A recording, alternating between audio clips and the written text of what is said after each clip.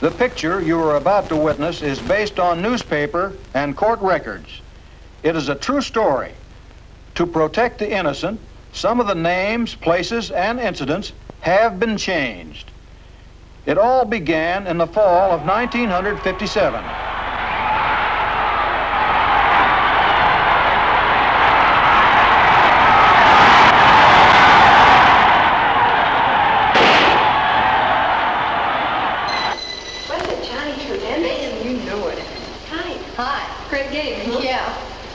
Hey, somebody hurry up in there, will you? I've got a date. Oh, big deal.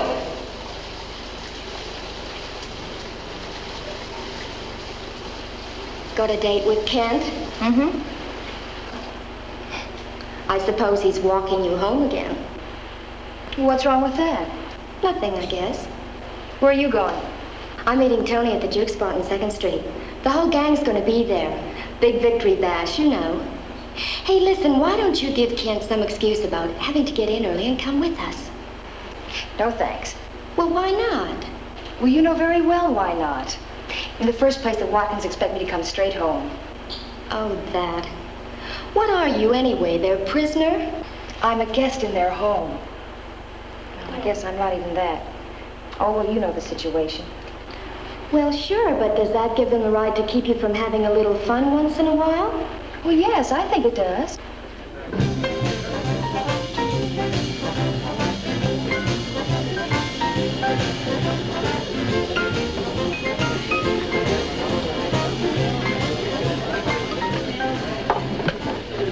Hi, Johnny. Wow, when you made that last touchdown... Never mind that. Where's Dixie Ann?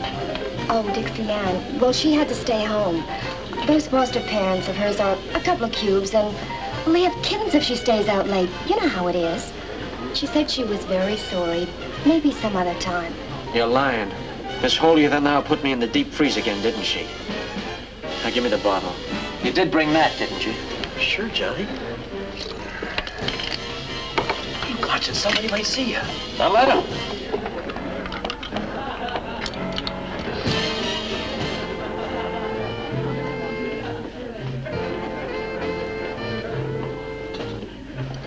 Come on, Tony, don't drink any more. You still have to drive me home. Get rid of her, buddy. But Johnny... I said get rid of her. I got plans for us tonight, and she's not included. You know how it is. Here are the keys. I'll pick up the car tomorrow. I don't want to go home now. Get lost, baby. Are you going to let him talk to me like that? I said get lost. Okay. Okay, big man. What's up? Listen. How'd you like to help me teach Dixie a lesson tonight? I mean a real lesson. Sure, Johnny. Sure. I know a way we can get her and make her wish she was never born.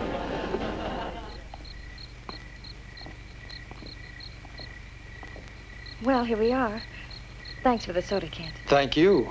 Say, how about the movie Saturday night? Oh, I'll let you know tomorrow in school. Foster parents again? Mm-hmm. They think I'm too young to be dating. Well, what do they expect? You're almost 17. Oh, they mean well. They just think they're protecting me. Anyway, I just wish we could get to the point where I could walk you right up to your front door instead of leaving you at this old corner.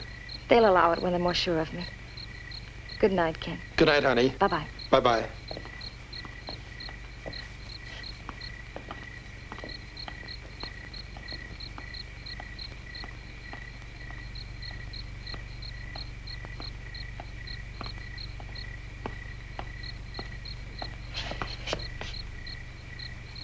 Oh, it's you. Well, what do you want? Look, I told Bobby why I couldn't come with her. I have to get home. You kept a hot date with that punk Kent Fitzroy, didn't you? You're drunk. If you don't let me by, so help me, I'll scream. You hear her, Tony? Little Miss Dixie wants to get by. I don't think she likes us very much. Okay. Let her go by. Pick up that stuff and get in the car.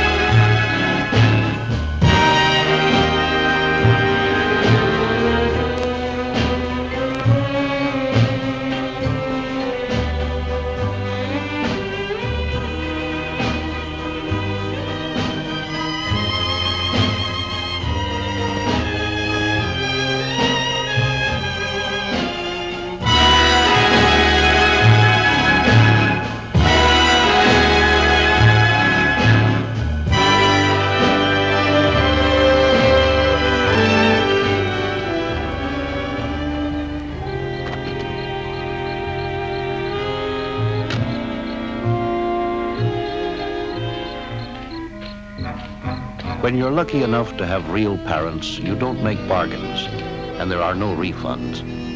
You take it for granted that they'll open their door to your troubles with love and understanding. But with foster parents, it can be a different story. In Dixie Ann's case, they didn't bargain for trouble, and they didn't bargain for love and understanding, and they didn't open their door very wide. They just wanted a quick refund. But, Cora, we have to go to the hospital. No, I don't want to have anything more to do with her. The first thing in the morning, I'm calling the supervisor, and they can just put her in somebody else's home. Let them take the responsibility. The money they give us only half takes care of her anyhow. Close the door, Edgar. Close the door. I never want to see or hear about that creature again. Sorry, officer, but you see how it is. Yeah, I sure do, mister. I sure do.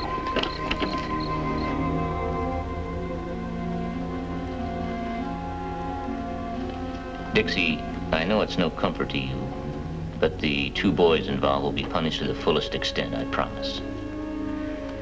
Miss Dennis, may I have the letter you received from the Watkins family? Yes, Your Honor. Here it is. Dixie Ann, your foster parents have requested that you be moved to another family. I've already checked that, Your Honor, and there's no other place available at this time. I'm very sorry to hear that. Under the circumstances, Dixie, I have only one alternative. You've heard of the Holland Home for Girls? Yes. I want you to realize it's in no way a prison or a penal institution.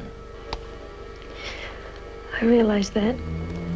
All right, then it's my decision that you be sent there until we can find a residence for you, or until you're 18 years of age. Miss Voss, will you make the necessary arrangements?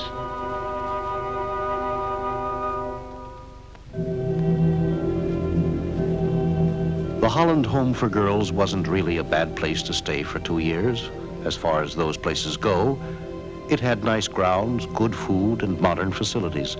In fact, it had everything but the one thing that could keep you from crying in your pillow every night: an understanding heart. The nearest thing to it were the alumni who'd been through the same mill themselves. In a nearby city, such a girl was Linda Dietrich, who had resolved to keep in touch with the home and help anyone else coming out into the world again. Is having this Dixie here going to foul up my life? Only that she may help me to cope with you. Very funny. Very funny. She's probably a homely little pigeon who'll never have any dates, and you'll want to stay home with her. Maybe. No matter what she's like, I'm going to do my best to take good care of her. I know how tough it was for me when I got out of that place. You know something, honey? You're a great gal. Flattery will get you nowhere. Now march. But what'll I do? No date, no plans? You could find yourself a nice little bar and drown all your troubles. Good night, Miss Linda Dietrich. Good night, Mr. Timmons. Same time tomorrow? Of course. Where else could I find office-to-home transportation for just one little kiss?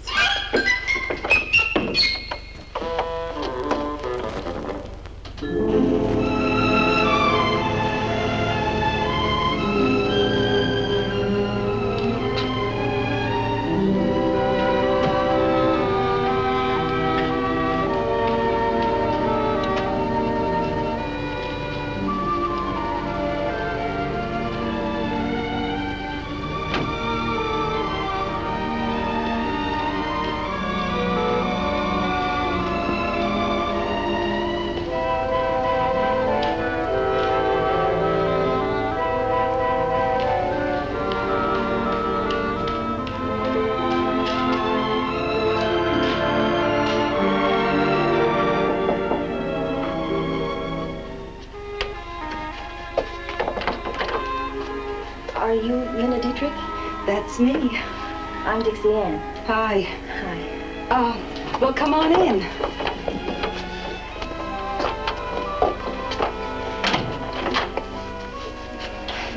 Well, let me have your bag.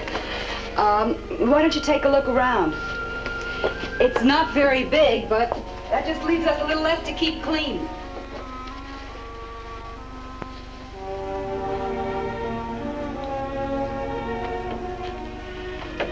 funny would it sound to say welcome home?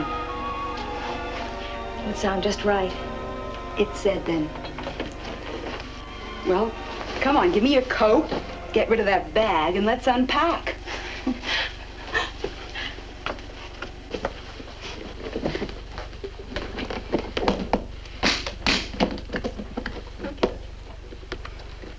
Now, why don't you just sit down and relax? I'll yak on about myself. It's my favorite topic. Oh, that's kind of cute.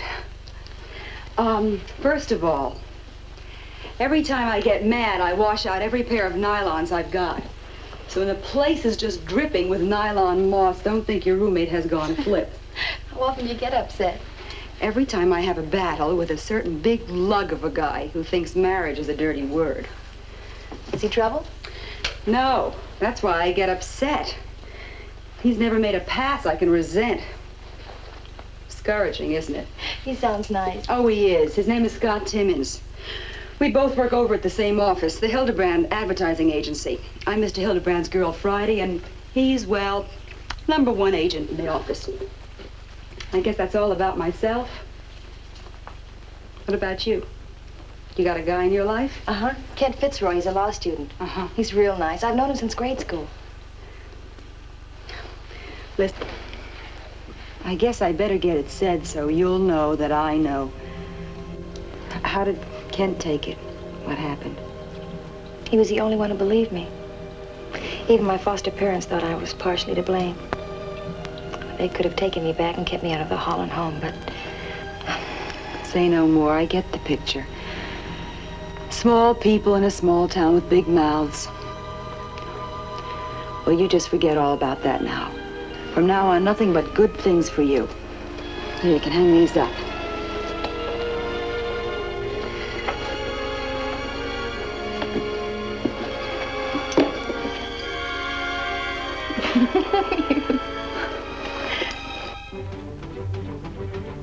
To a starving man, the good things are a scrap of bread. And to a girl like Dixie Ann, they were the everyday routine of just having a job and going to work. The fears were gone now, and so was the hurt. And there was a happy sense of belonging in the world. But yet, she still couldn't help but feel that she had been amputated somewhere.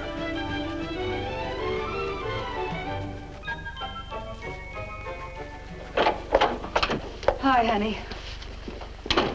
Hey! Where's the fire?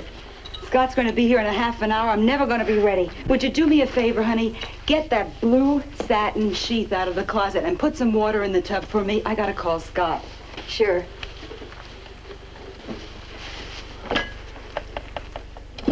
You been writing Kent again? Uh-huh. I don't know how you do it. I could never sit home alone every night the way you do. I don't mind. Hi, Scott. It's me, honey. Listen, I just got home. The traffic was terrific. I'm going to be a little late. For my own wedding, why don't you try me? Meet me at Leo's in about half an hour, huh? All righty. Honey, make that an hour, will you? I have a couple of things I have to do. Okay.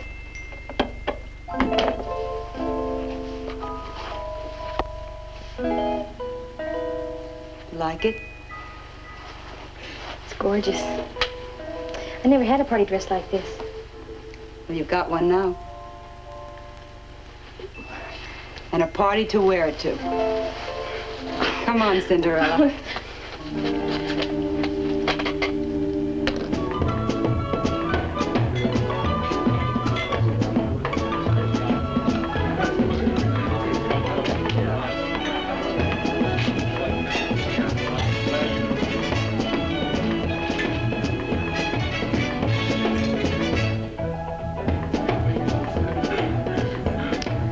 Thank you, Styles.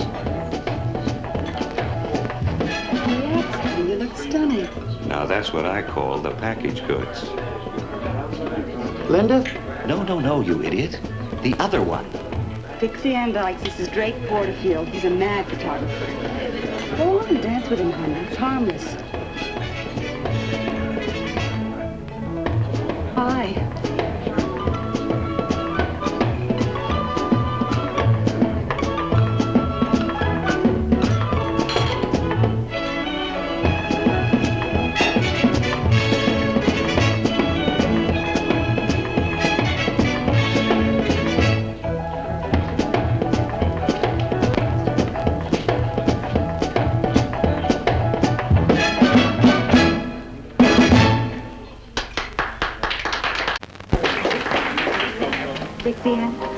I'd like you to meet my boss, Mr. Hildebrand. How do you do? I hope you don't mind Linda bringing me to your party. Oh, nonsense, my child. You're most welcome. Most welcome. As a matter of fact, you've made my evening complete. Now that sounds more like sign on the dotted line charm than it does social grace. Secrets and secretaries. Well, now, that's exactly what it is, Linda. Shall we go to my office?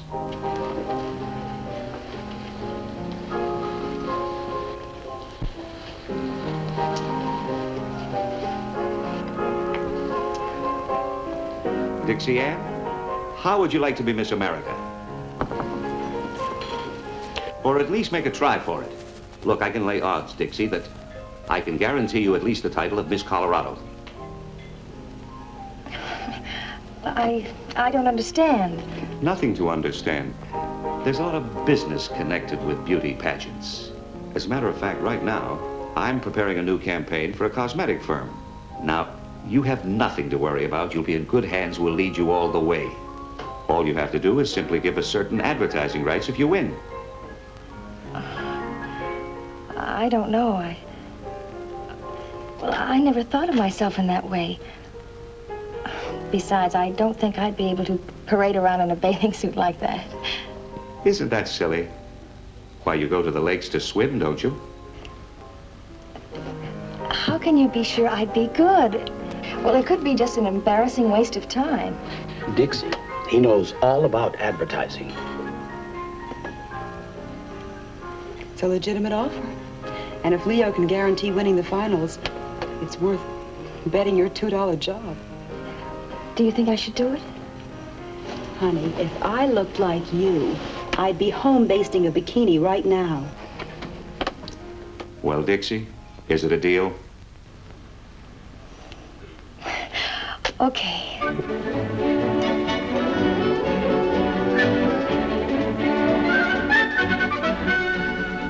The dreams of over 50 million American girls are what go into making the big business of beauty. And as with any other product, it all starts with the build-up. The infinite planning, the training, the posing, the costumes, the angles, and the endless photographs are all aimed toward that one big day, the first elimination contest.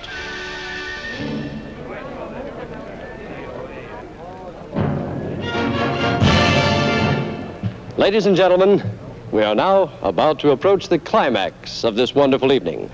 The girls are now prepared to show themselves to the judges in bathing suits so they can be graded on their physical beauty and appearance. So now, ladies and gentlemen, here they are.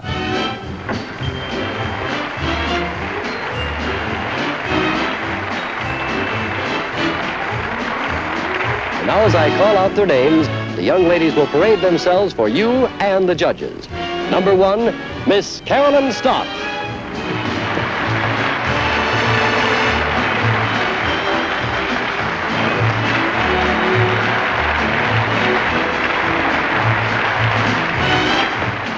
Number 2, Miss Debbie Webster.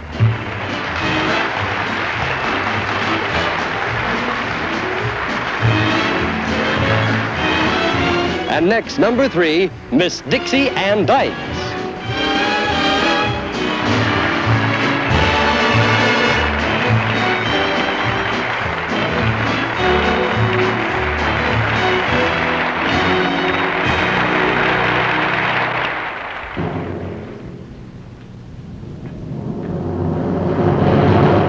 This is it. This is the big moment. Ladies and gentlemen, the winner is number 3, Miss Dixie Ann Dykes.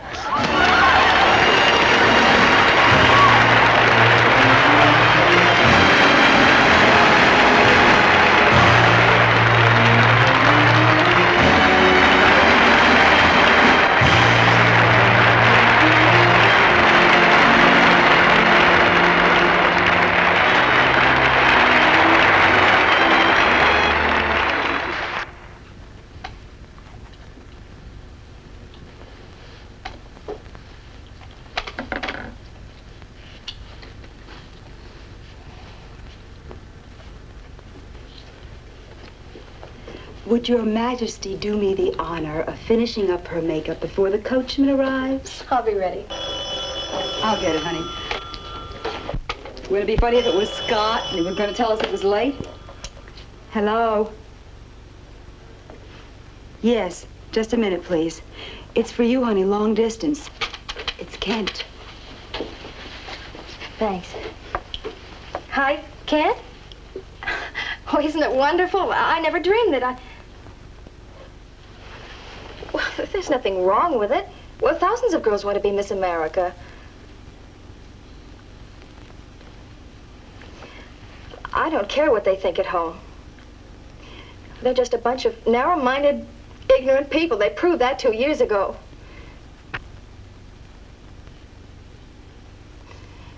Well, I'm sorry you feel that way, Kent. I'd expect a different attitude from you, a little understanding. Just because I won a beauty contest is no reason for anybody to think that it gives me an appearance of evil.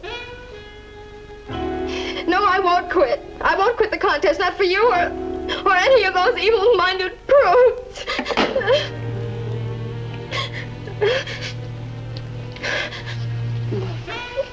Honey, forget him. Oh, it was all right when you sat home writing him letters, but the minute you go out, you do something on your own, down comes the boom. Honey, he's not worth it. No man is. Look around you. There's a lot bigger fish in the sea. I'll show him. I'll show everybody in that rotten town. Atta girl, honey. Look at me. Now, stop that crying before that mascara gets all over your face. And remember, you're going to be the next Miss America.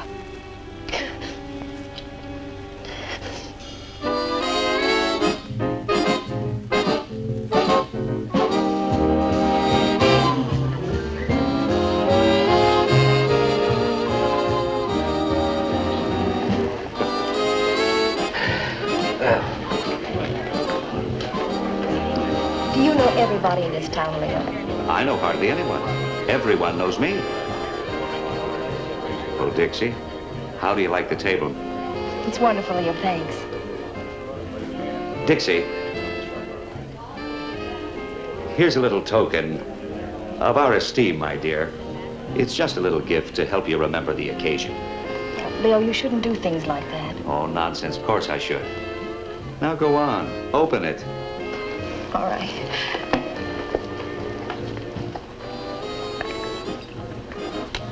Oh, Leo. It's beautiful.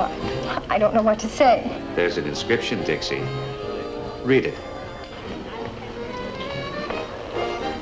To Dixie Ann Dykes, the future Miss America, who will always be Miss Wonderful.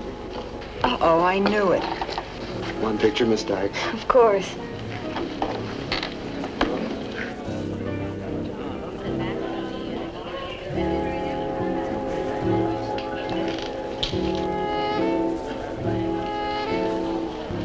Thank you very much.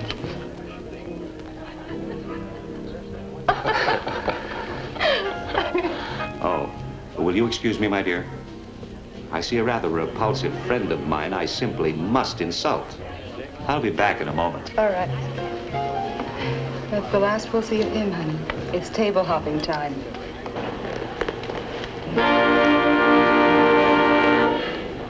Ladies and gentlemen, may I please have your attention? We have the pleasure of having in our audience this evening a very lovely young lady.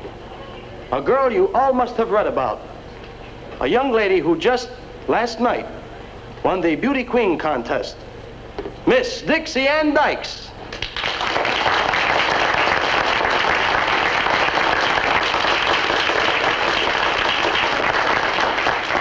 Dixie Ann, won't you please come up so the folks can see you better? Come on.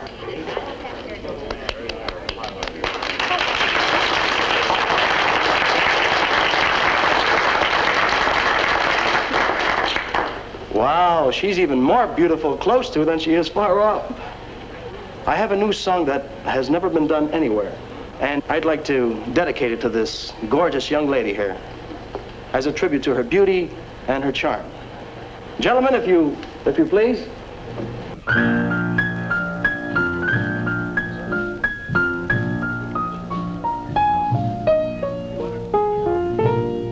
Don't ever change. I love you as you are. Don't ever change. I'll take you as you are. Lovely as always. More than I deserve.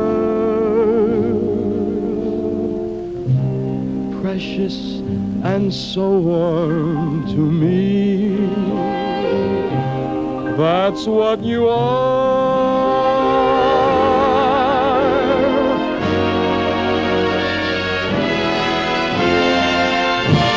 Don't ever change. Don't ever let me go. Without your love, my world would die, I know. Now and for always.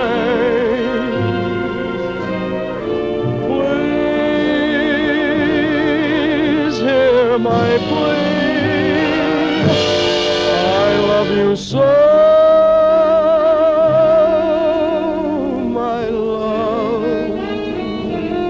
Don't let me go,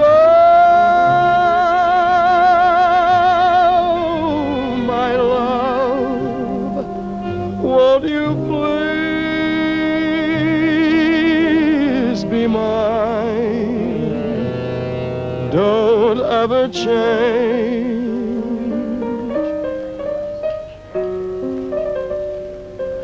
No.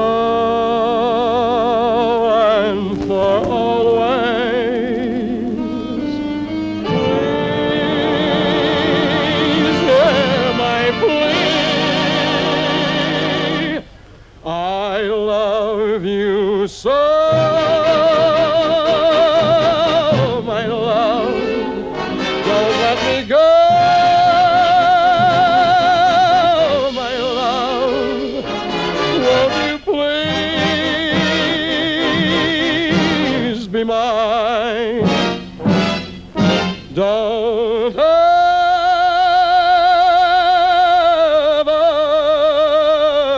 change.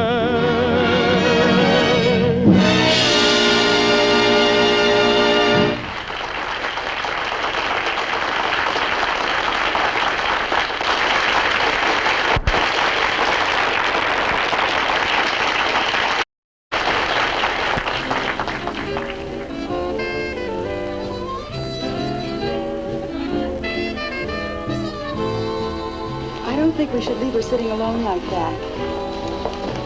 She's all right. This will give her a chance to catch her breath after that celebrity bit.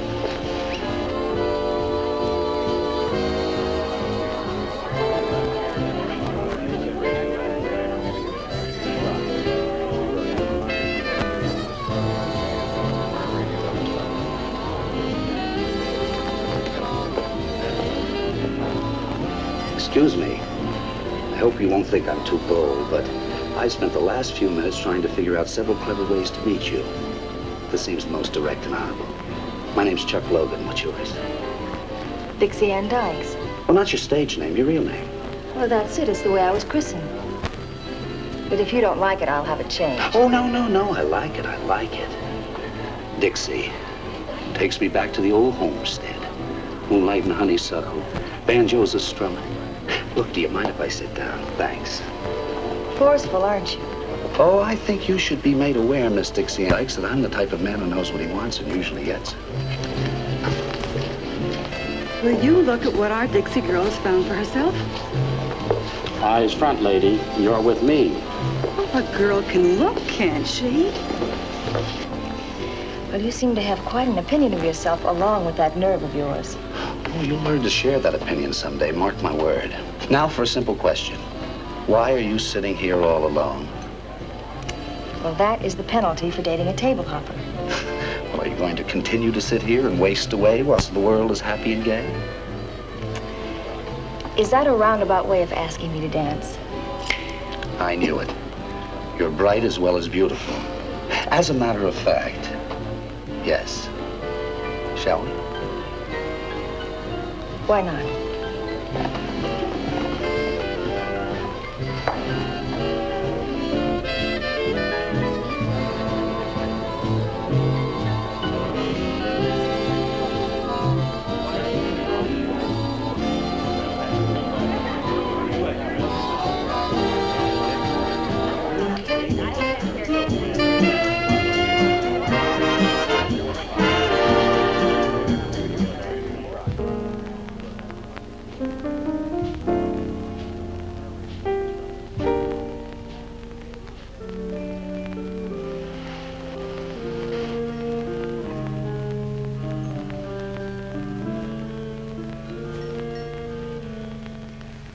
Linda? Linda? Will you stop it and go to sleep? Stop what? The big dream. What do you mean? Oh, don't kid me. You know what I mean. You've been on cloud 9 since you've been getting all this publicity lately. I wasn't even thinking about that.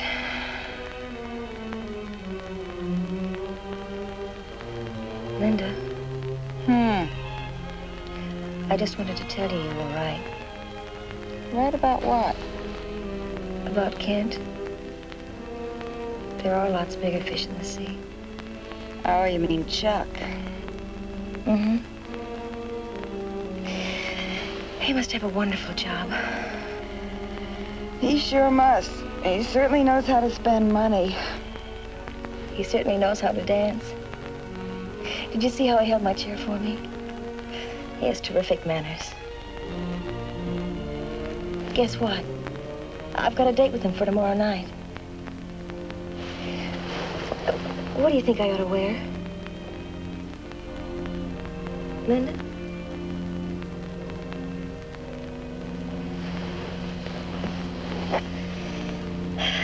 Good night.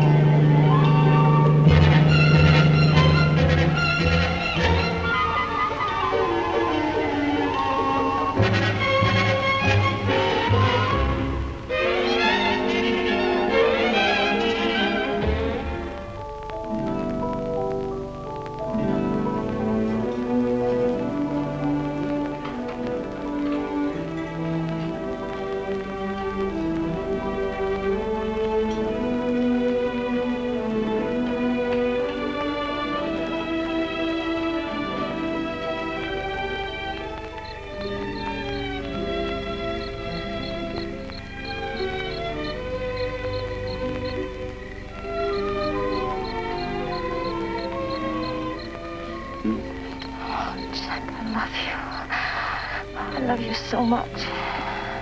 Honey, this is the greatest thing that ever happened to me. This is the most wonderful week of my life. I wish it would never end. It doesn't have to. Look, honey. I know this is fast, but why don't we get married right now tonight? Tonight? We can't do that. Oh, I know. We'll have to forget the wedding veil and all those things, but we'll find a justice of the peace. Unless she was a license, we'll be married like that.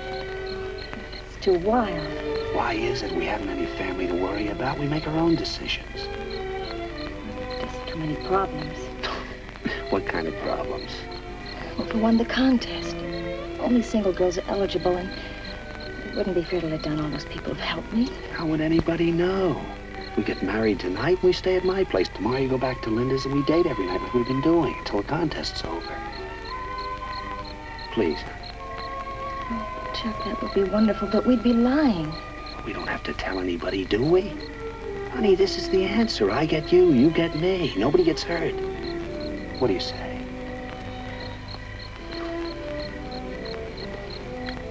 Well? All right, Chuck. Now, look, let that hold you till we get home. First, I got to stop at a liquor store. What for? Champagne, honey. Wedding champagne. Anyway, I've got to cash a check. Well, I have some money. No, sir. In this family, I furnish the money.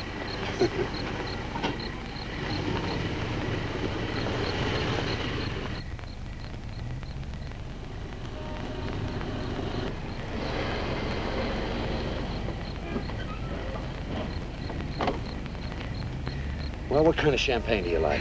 I wouldn't know one kind from another.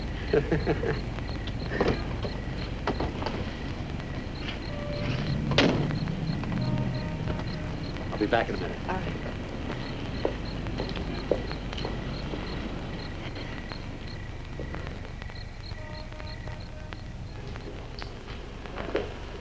Yes, sir. What can I do for you? You know what this is? Yes, sir. Now, look, don't try to be a hero. No quick moves. Just do what you're told and you won't get hurt. Yes, sir. Get a bag. Put the bills from the register in it.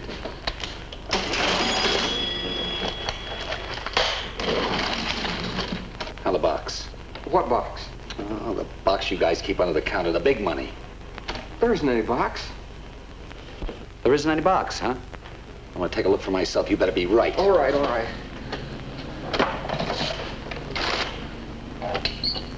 All right, now go get me a bottle of champagne. None of that domestic stuff, the best. Champagne? You heard me, now move.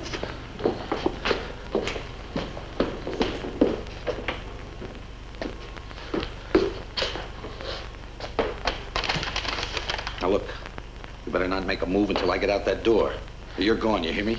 You must be crazy to think you could get away with this. The cops in this town... What'd you say? I didn't say anything. Now, you shouldn't have said that. You shouldn't have said that.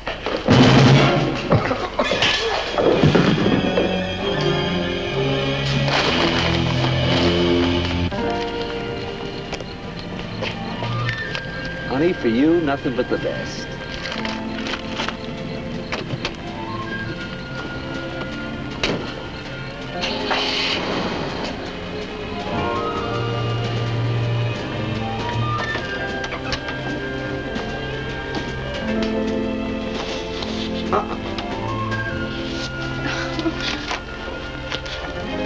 At least we can do this part of getting married, right? Close the door, will you?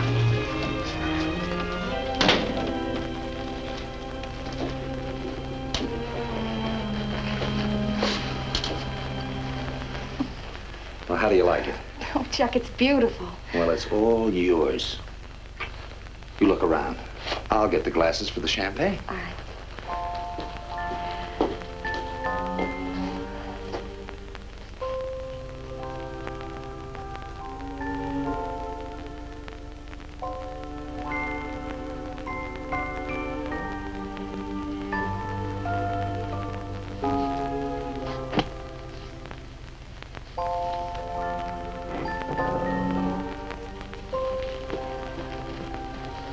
Here we are.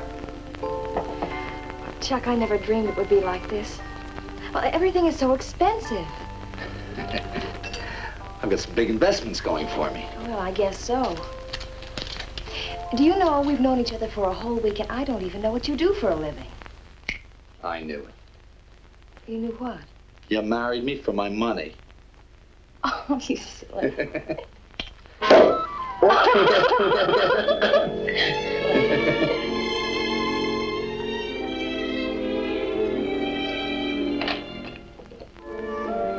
Mrs. Logan?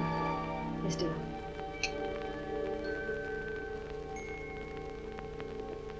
Tickle. Tickle.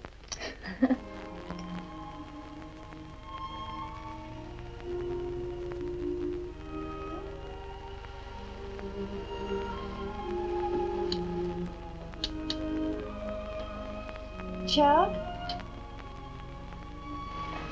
Honey?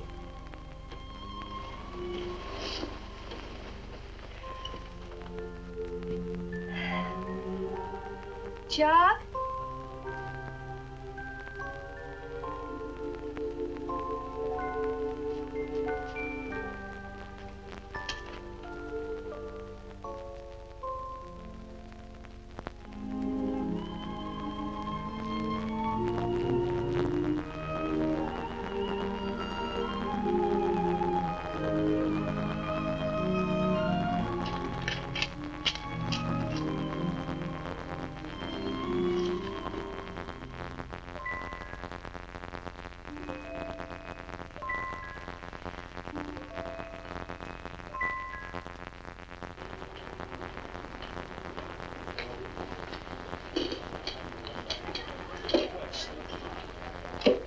Chuck, where you been? Supposed to have been here yesterday.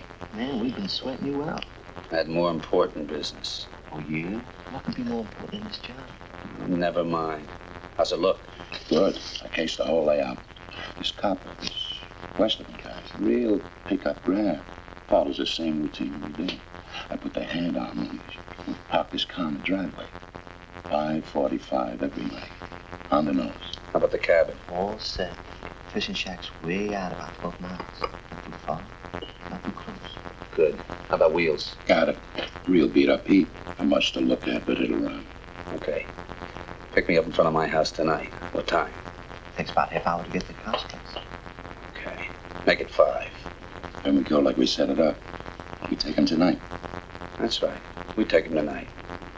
I don't want any mistakes. Don't worry, Chuck. No mistakes. Okay. I'll see you. Hey, this guy's flipped. Yeah. Who else would think of snatching a cop with a rich wife? Music for Saturday morning continues. Next, Andre Girard and the orchestra play Blue Strings. Well, hello. I seem to remember the face. Hi. Aren't you the girl that used to spend the night here? This is the most beautiful Saturday morning I've ever seen. It's a fine 11 o'clock this beautiful Saturday morning, if that's what you mean. Is it that late? It is. And may I say, I didn't get much sleep last night either. I'm sorry, Linda. I didn't mean to worry you like that. Oh, well. You want some coffee? Mm-hmm.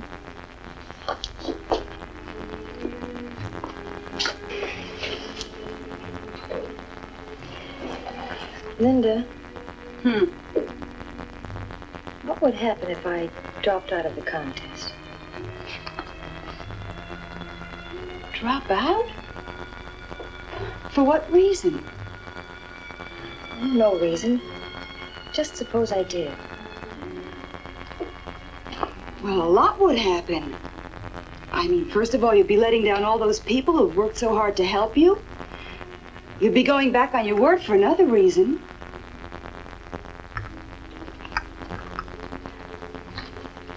It would be disastrous all the way around, that's all. That's what I was afraid of. Look, honey, I know it's none of my business. You're a big girl, you've got a life of your own to lead. But do you mind a little bit of friendly advice? Of course not. Just you be careful. There are a lot of people in this world who aren't exactly what they seem to be. Are there? Mm-hmm. I don't know any.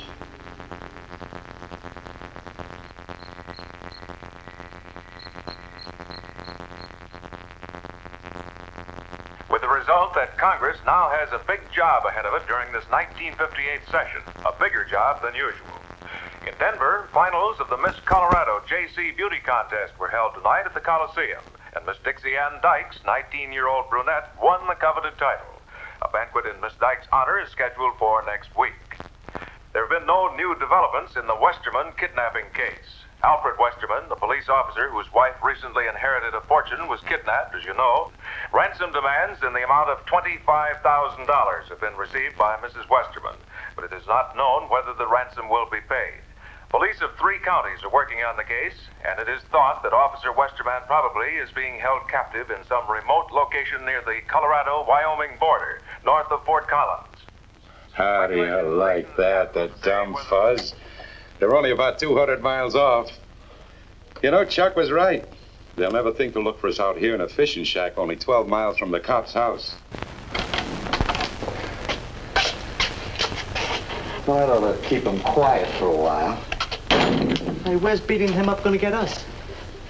He should be thinking about the money. If there's gonna be a pickup. There is gonna be a pickup. The wife's leaving the money in small bills under a platform in a park outside of town. 9 o'clock's the deadline. We're not gonna pick the money up until 4 in the morning just to make sure nobody's hanging around. No fuzz staked out. And we're gonna get it and blow fast. 25 big ones. 25,000. Boy, I can't wait. Now take it easy. We got nothing but time. I'm in no hurry. Anyway, I'm gonna give him a treatment before I go. Hey, one more treatment and he's had it. Now shut up. It's the last time I ever get tied up in a nut. What did you say?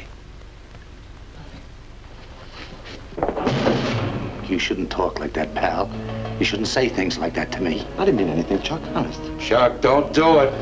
Chuck, you'll louse up the whole caper. We need him, Chuck. That's right. I don't want to foul up the deal.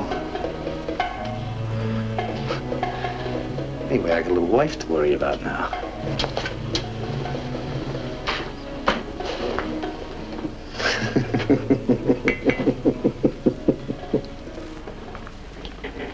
Built into the wall of this case, Mrs. Westerman, is a transistorized ultra-high-frequency radio signal generator.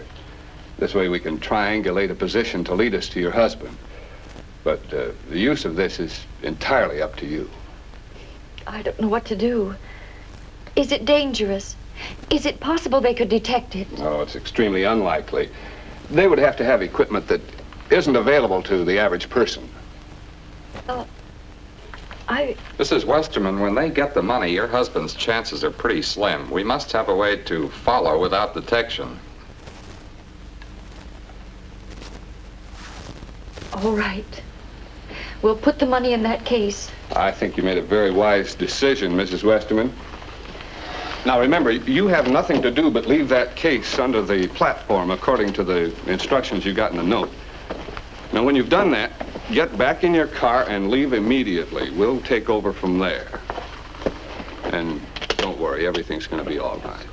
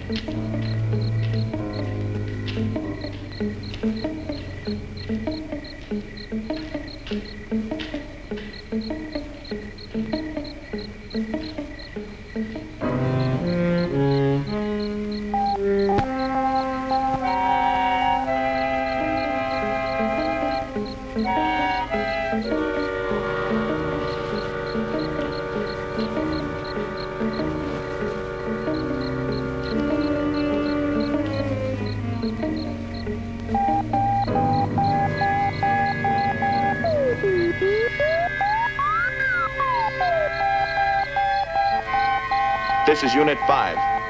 We've got a fix now. Signal loud and clear, over. This is Unit 7-8. Fix is okay, over. This is Unit 19. Fix okay, over. Well, all we gotta do is wait now.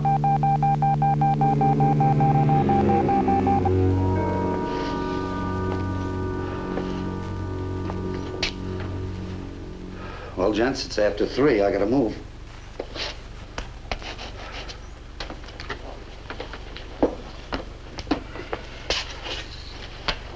Guido? Yeah? We're not back in an hour. Get rid of that cop. Get out of here. Yeah, Chuck. Anything you say. Let's go. Oh, Bernay. You keep your mouth shut and do what you're told or I'll cut your liver out. Okay, Chuck.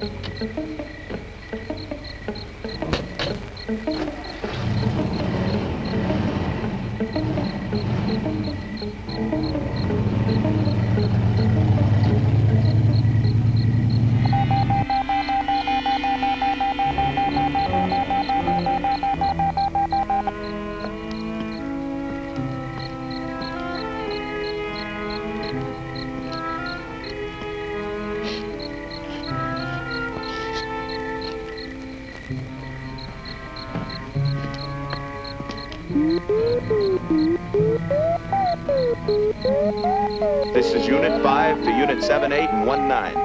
They picked it up. Our tracking is .15. 7, 8, report, over. 7-8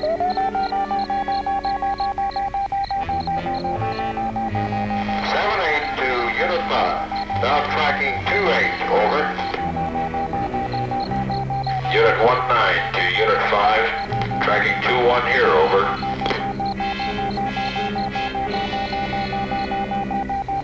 It looks like Highway 324 heading toward Teal Lake. Use Plan 2. 10-4.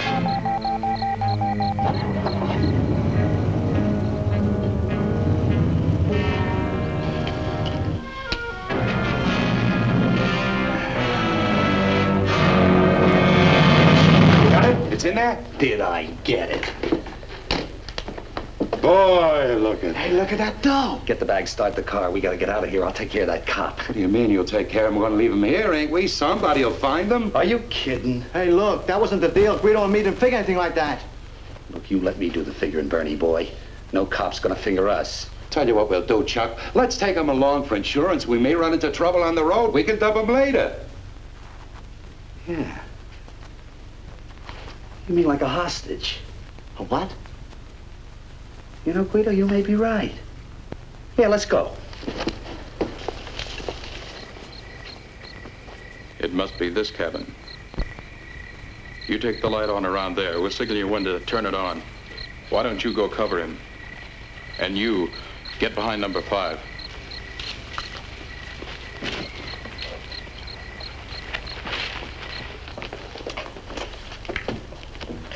Can you see Jerry?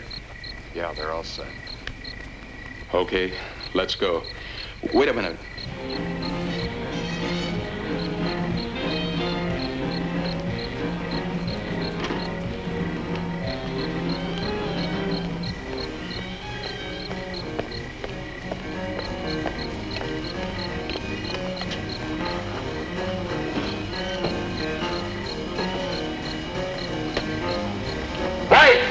Hold it, man. This is the police. Put your hands over your heads and breathe.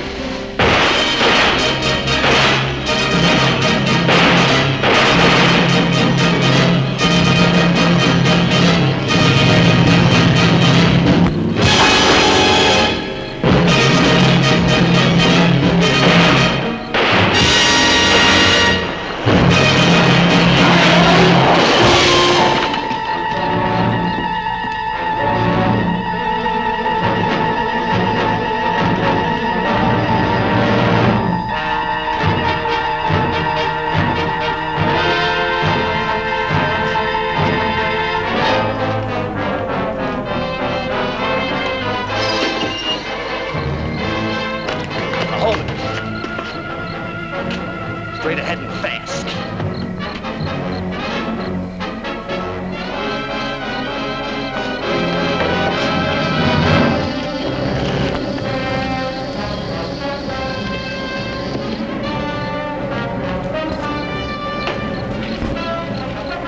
Back here. 2 men headed for the lake.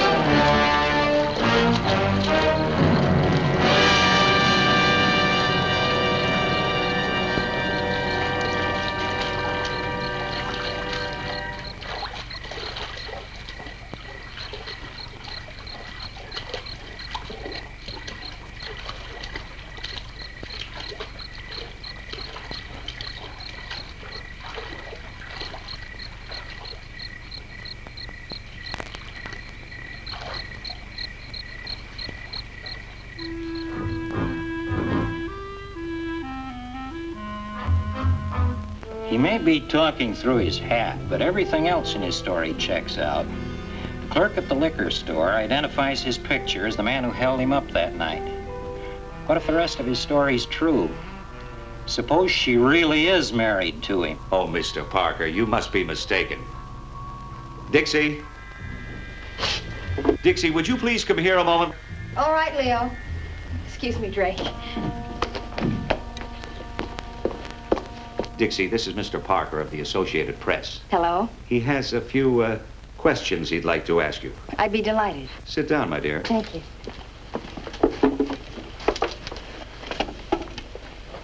Do you know a man named Chuck Logan? Well, yes. Do you know anything about him? About where he comes from? Very little. I only met him a couple of weeks ago. Well, Miss Dykes, Mr. Logan is an escaped convict. He's just been recaptured. Oh. It couldn't be. And he also says that you and he are married.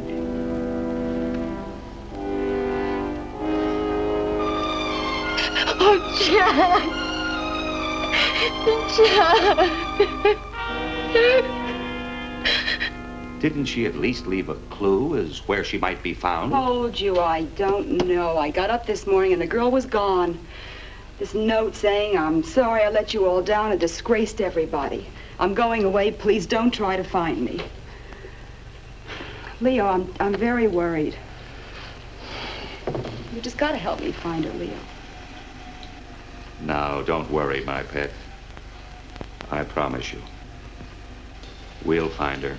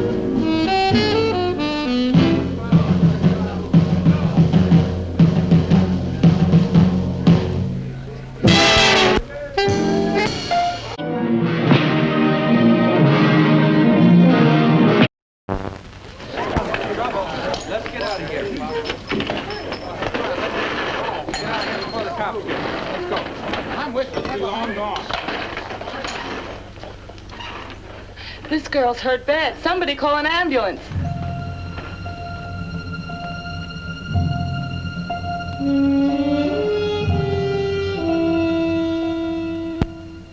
Okay. Let her go by.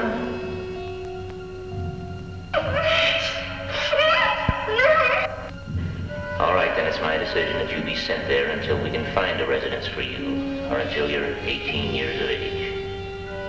And he also says that you and he are married.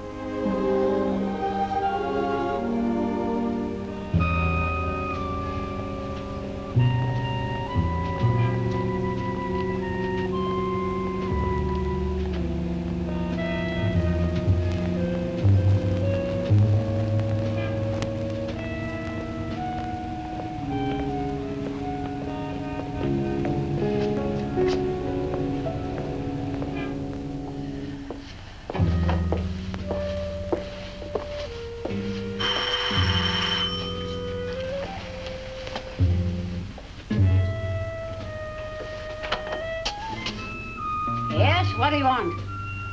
Mrs. Weisberg, don't you remember me? I'm Dixie Ann. Who? Oh, Oh, it's you. Where you been all this time? What do you mean by running out on me and sticking me with your rent and board? Well, I had an accident. I've been in the hospital. Yeah? Well, I held the room for 2 weeks, so you owe me $40. You got it? Well, I don't have it right now, but I will have as soon as I can get another job. Fat chance of that. Don't you know that every joint in town is closed down? All I want to know is, can I have my old room back and owe you till I can find some work? Sure, after you pay me the $40. I just told you I don't have it. Well, get it then. You know, it shouldn't be hard for a girl like you to earn that much in, say, 2 hours.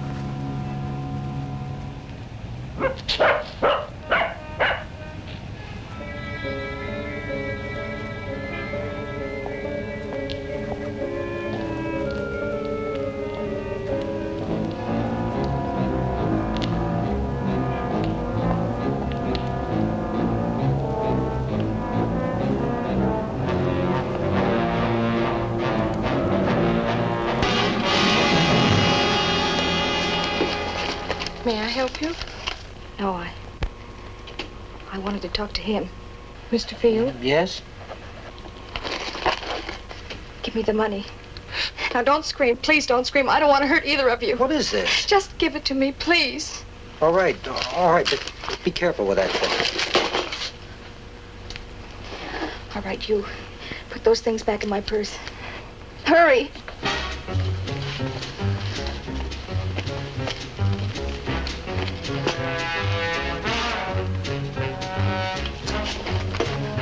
I said hurry.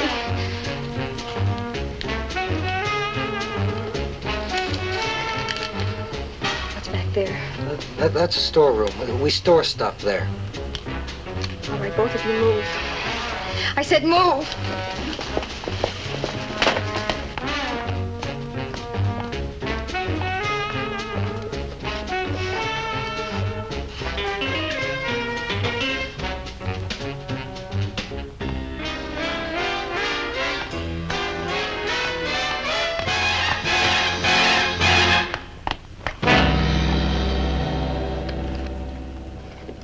Rules are just the same, dearie. No hot plates, radio's off at 10, and no parties in the room at night, if you know what I mean. I know what you mean. May I have my key now, please? Night, night, dearie.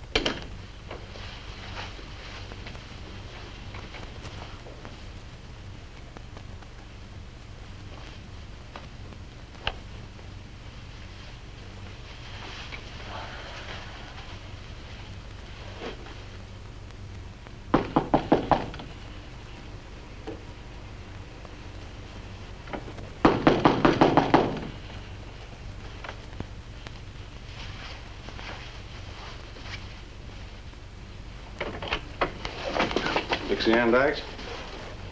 Yes. Please. You better come with us.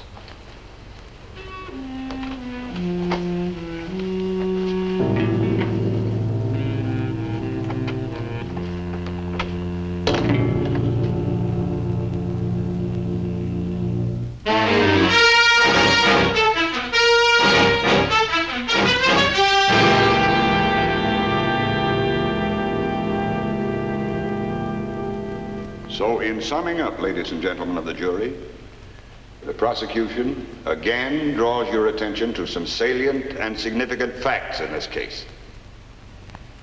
First, I remind you that the defendant, Dixie Ann Dykes, by her own admission and the corroborating evidence of witnesses, did deliberately premeditate and execute a crime against this state, an act of grand larceny, to wit, armed robbery with a deadly weapon. Second, I draw your attention to the curious fact that defense counsel in this case has offered absolutely no evidence of possible innocence, nor any hint that there might be extenuating circumstances surrounding this defendant's criminal behavior. Ladies and gentlemen of the jury, the plain fact of the matter is there are no extenuating circumstances. This defendant, Dixie Ann Dykes, has kept an ignoble life by a deliberate act of violence and theft. Ladies and gentlemen of the jury, in all conscience, you can return only one possible verdict: guilty of armed robbery, with a recommendation of maximum punishment, 10 years in prison. That concludes the case for the prosecution, Your Honor. Is the counsel for the defense ready with its summation? We are, Your Honor. You may proceed.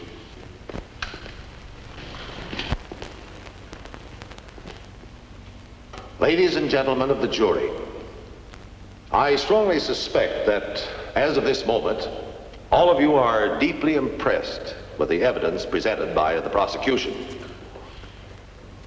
It may be, though, that some of you are secretly hoping that I, as counsel for the defense, will, at this 11th hour, produce some sort of dramatic miracle that will instantly absolve Dixie Ann Dykes of all guilt.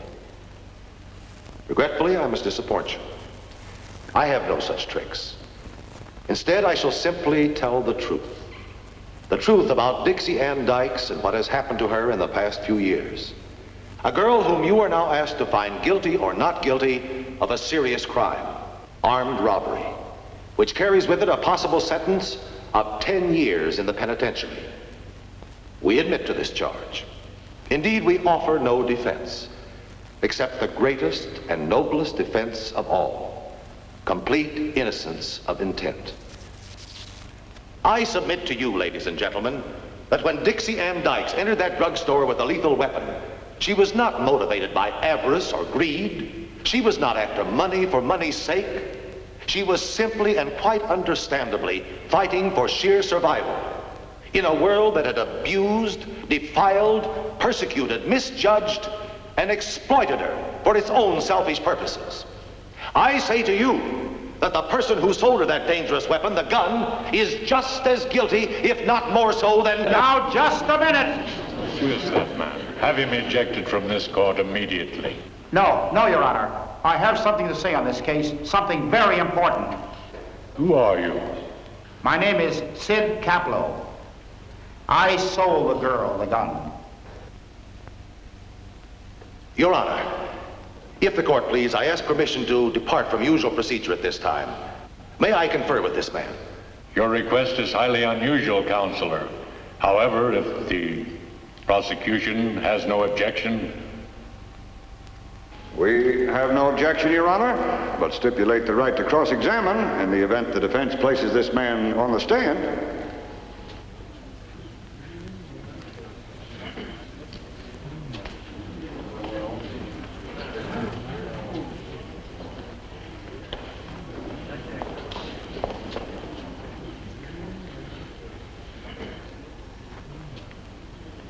Your Honor, I would like to examine this man.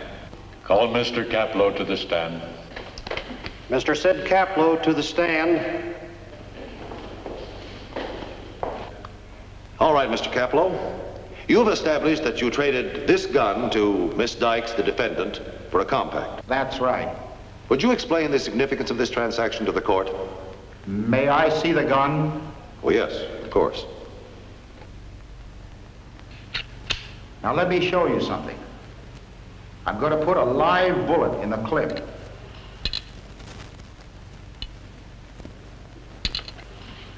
Now, it is loaded, isn't it? Yes, so be careful. Why? See? Nothing. This gun hasn't any firing pin. Never did have. Your Honor, I move for immediate dismissal or mistrial. This is no lethal weapon. Dixie Ann Dykes could not possibly be guilty as charged.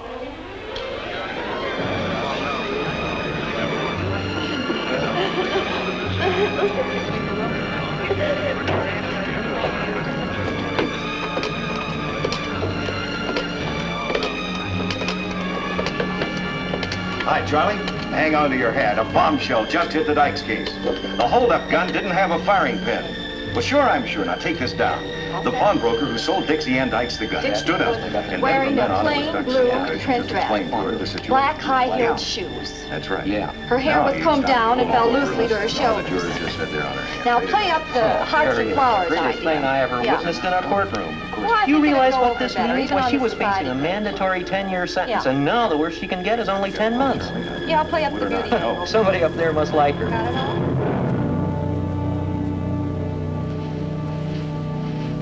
Dixie, I was asked to give this to you.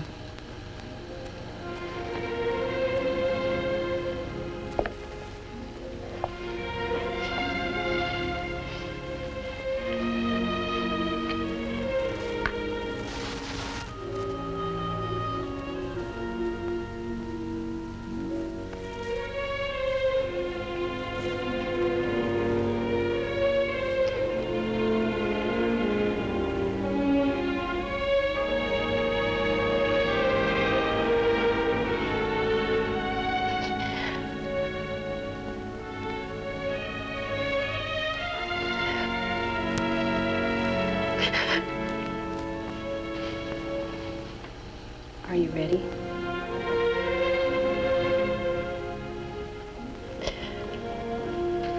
I'm ready.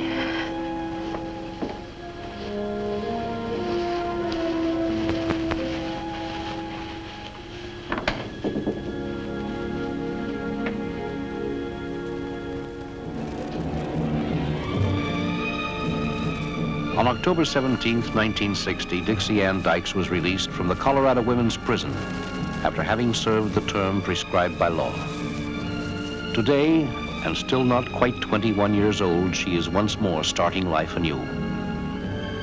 We can only hope that the cruel chain of circumstances that her luckless environment had woven around her has at last been broken.